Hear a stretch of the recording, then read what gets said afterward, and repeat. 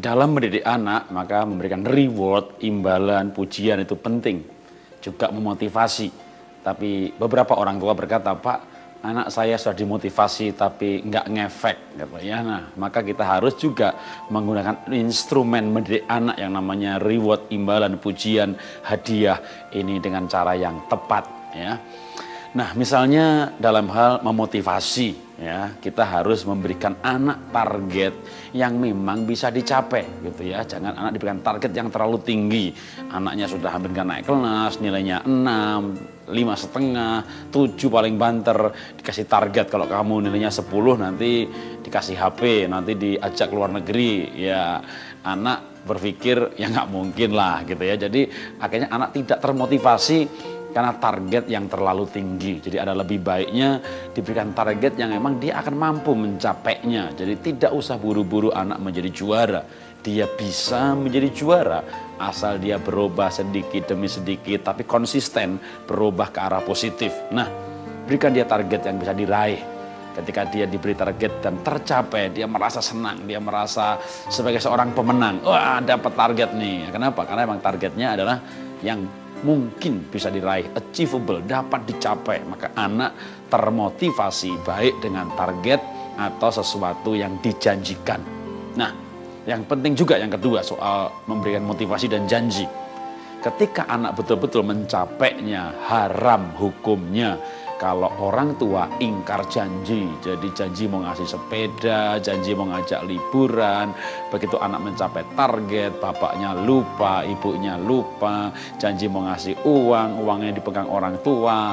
Ya, lalu berapa jumlahnya orang tua lupa. Anak kecewa dan dia tidak mau target-targetan lagi. Jadi kalau Anda memberi motivasi dengan memberi janji, maka tepatilah janji itu.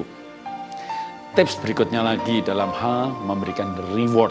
Maka yang penting adalah sebenarnya berikan anak pujian, reward, imbalan ketika anak melakukan sebuah karakter. Jadi misalnya anak ini rajin sekali belajar. Ya. Berikan dia pujian, aduh kamu anak mama yang luar biasa, kamu rajin belajar. Walaupun hasilnya 6 atau 7. Ya, karena hasil ini butuh waktu untuk naik. Tapi yang penting rajin dulu. Nah, kalau dia sudah rajin belajar tapi hasilnya 6 nggak dipuji, dia bisa patah semangat di tengah jalan dan akhirnya bukan naik malah turun.